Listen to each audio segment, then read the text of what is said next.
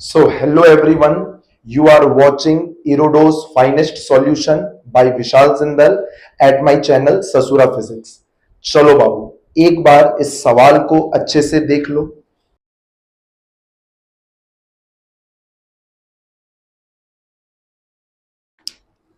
I hope बाबू तुम लोग इस अगला सवाल को एक बार अच्छे से पढ़ लिया होगा. स्ट्रेट रॉड का फील्ड का फॉर्मूला पूछा है बेटा और दो केसेस का सवाल पूछा है. बेटा इसमें जो केस ए का सवाल पूछा है ये तो एकदम तुम क्लास में एज अ फॉर्मूला पढ़ता है बेटा. सुनो तो सवाल में क्या बोला है. रॉड का लेंथ है 2a और रॉड पर चार्ज फैला हुआ है Q. और पहला सवाल बोला है सेंटर से एकदम परपेंडिकुलर डायरेक्शन में r डिस्टेंस पर फील्ड कितना होगा. याद है फील्ड का दो कंपोनेंट लेते थे. एक ई परपेंडिकुलर, पूरा पॉजिटिवली चार्ज वायर है तो ई परपेंडिकुलर ऐसे अवे होगा. और बेटा इस सवाल में ई पैरेलल तो याद है एकदम जीरो आ जाएगा क्योंकि तुम खुद देखो ना θ1 θ2 एकदम बराबर बराबर ना है बेटा इस सवाल में. क्योंकि ये जो परपेंडिकुलर खींचे है ये रॉड के एकदम सेंटर से खींचा गया है.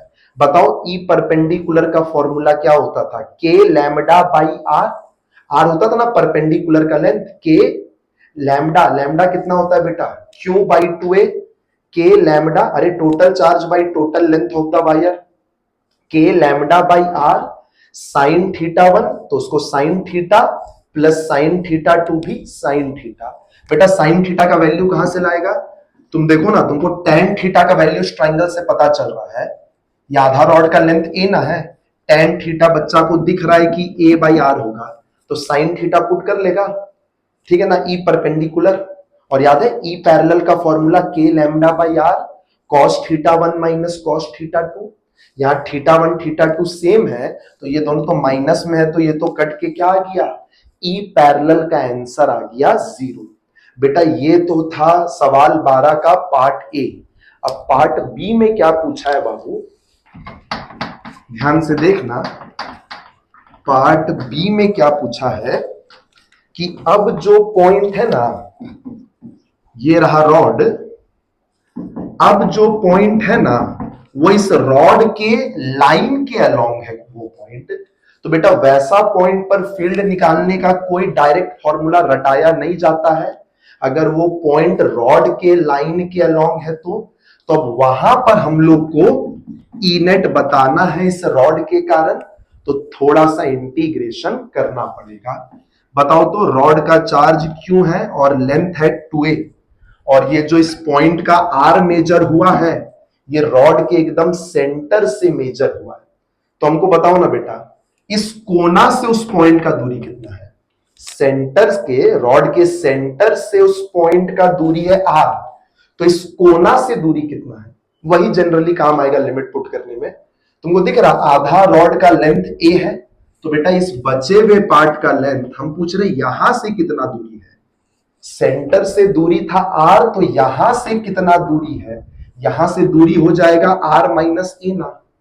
चलो बाबू ऐसा भी क्वेश्चन एकदम तुम क्लास में डील किया हुआ है. बताओ तो कैसे करते थे. यहां से एक्स पर जा करके याद है रॉड का एक छोटा सा dx थिकनेस का टुकड़ा कट कर लिए है. एक छोटा सा dx थिकनेस का टुकड़ा कट कर लिए है. बताओ इस छोटे से टुकड़े के पास छोटू सा चार्ज dq क्या होगा. लैम्डा इंटू इसका लेंथ यानी कि dx.